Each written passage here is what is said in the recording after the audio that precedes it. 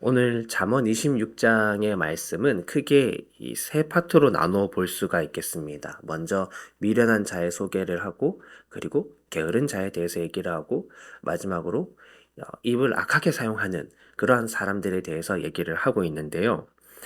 특별히 미련한 자와 이 게으른 자의 모습은 끝에 가면 한 가지 공통된 지점에 이르고 있습니다. 그래서 오늘 그 두 가지를 살펴보면서 어떤 지점에 이르는가 이걸 한번 좀 볼 텐데, 먼저 미련한 자가 어떤 이인지 보겠습니다. 미련한 자에게는 영광이 주어지는 것이 참 당황스러운 일이고, 또 그것이 좋지 못한 일이라고 해서 이미 1절부터 이것을 여름의 눈, 추수 때의 비로 비유를 하고 있습니다. 미련한 자가 내뱉는 저주는 그냥 지나가는 새처럼 사실은 아무 능력이 없고, 오히려 그런 말을 하는 이 미련한 자들에게는 채찍과 막대기, 매가 필요하다라고까지 오늘 성경이 말을 하고 있죠. 또한 이런 이들과 대화를 할 때에는 그들과 같이 보이지 않기 위해서 때로는 말을 아껴야 할 때가 있고, 또 때로는 그들이 스스로 자만하지 못하게끔 오히려 옆에서 적절히 대답을 해 주어야 할 때가 있다고도 얘기를 합니다. 그들에게 일을 맡기는 것은 일을 망치겠다는 것이고, 9절을 보면 때로 그들을 곁에 두는 것은 위험하며, 10절은 그들에게 일을 맡기는 것은 그 모든 일을 무용지물로 만드는 것과 같다라고 얘기를 합니다. 그리고 11절에 가면 마치 개가 자기가 토한 것을 먹듯이 미련한 이는 이것을 계속해서 반복한다라고 얘기를 하죠. 그런데 이 12절에 가면 의외의 반전처럼 보이는 좀 완전히 다른 이야기를 합니다. 12절은 이렇게 말합니다. 내가 스스로 지혜롭게 여기는 자를 보느냐. 그보다 미련한 자에게 오히려 희망이 있느니라. 라고 얘기를 하십니다. 결코 미련한 자가 좋은 사람이다. 라고 말을 하진 않습니다. 그런데 이 사람도 정말 하나님의 지혜가 필요한데 이 사람보다 더 희망이 없는 사람이 있다는 것이죠. 그 사람이 누구냐라고 했을 때 바로 스스로 지혜롭게 여기는 사람. 그 사람은 지금까지 말해왔던 이 미련한 자보다 더 희망이 없다라고 성경은 분명히 말하고 있습니다.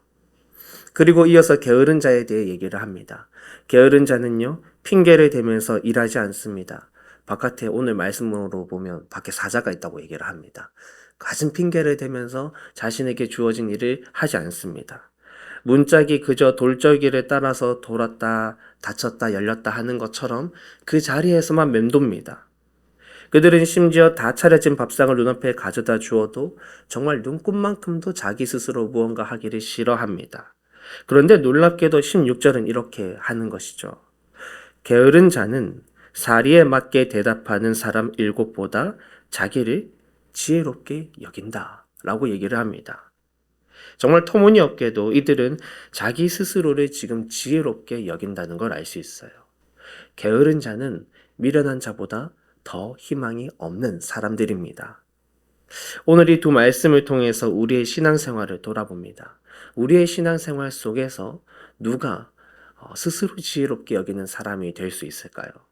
내가 오늘 스스로 지혜롭게 여기는 그 사람은 어떤 모습으로 우리 눈에 나타날 수 있을까라고 했을 때 다 안다고 생각하는 신앙생활이 있습니다. 내가 신앙생활 다 어느 정도 안다. 내가 신앙생활 오래 했기 때문에, 다양한 경험이 있기 때문에, 혹은 공부를 많이 했고, 혹은 어떤 커다란 체험을 했고, 여러 가지 이유로 내가 또 이 교회 밖에서도 또 다른 많은 경험도 했고, 그런 여러 가지 이유들 때문에 이 정도면 내가 신앙생활 다 안다. 내가 믿음생활 어느 정도 안다라고 생각할 수 있습니다. 그런데 참 신기하게도 어느 정도 안다라고 생각하면 오늘 말씀처럼 우리는 행할 수 있어요. 어느 정도 안다 생각하면 말이 많아질 수 있고 내가 일을 잘하기 때문에 내게 일이 다 맡겨지는 것이 당연하다라고 생각할 수 있습니다. 그러나 성경은 그런 이들의 말은 힘이 없으며 스스로 아는 체 하는 사람들에게 주는 영광은 합당하지 못한 것이라고, 결국 그들에게 일을 맡기면 그것은 위험부담을 안는 것이라고 얘기를 합니다. 내가 안다 생각하는 사람은 내 스스로의 모습을 깨닫기 전까지 계속해서 그러한 신앙생활을 반복하는 그런 위험이 있는 것이죠. 그리고 내가 다 알기 때문에 게을러질 수도 있습니다. 내가 다 알아서 이건 이것 때문에 안 되고 저것은 저것 때문에 안 되고, 또 내가 다 아니까 내가 있는 이 자리를 그저 고수하려 할 수 있습니다.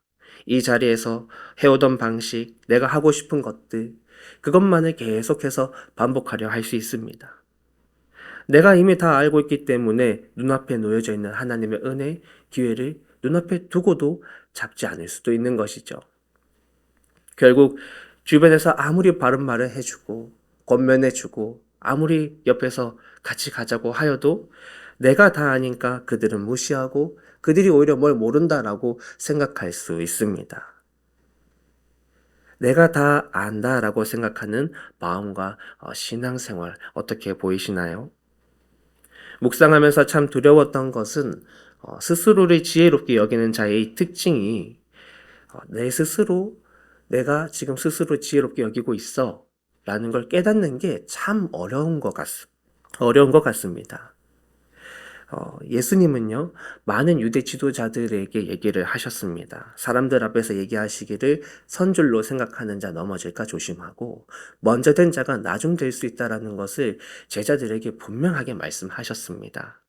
성경은 유대인을 복음의 최초 수혜자로 얘기를 하지만 그 은혜가 이방을 향해서 다 그들이 받지 않았기에 뻗어나가 버렸다고도 얘기를 하죠. 물론 그것이 하나님의 계획이었습니다. 사랑하는 자녀 여러분, 함정에 쉽게 빠지는 사람은 내가 함정이 어디 있는지 다 안다고 생각하는 사람입니다. 오히려 내가 모를 때 더 조심히 더 알아보고 건너가죠. 돌다리도 두드려보고 건너라는 우리 말이 있습니다. 예수님은 그걸 우리에게 이렇게 말씀하신 거죠. 선줄로 생각하는 자 넘어질까? 조심하라. 라고 얘기를 하셨습니다. 오늘도 믿음의 돌다리 잘 두드리시면서 가시기를 소망합니다. 주님 앞에 늘 겸손하고 늘 내가 낮아지고 내가 알지 못하는 뜻과 계획을 주님이 가지고 계신다라는 믿음으로 오늘 하루도 오직 하나님만 의지하며 살아가시는 저와 여러분 모두가 되시기를 주의 이름으로 축복합니다. 기도하겠습니다.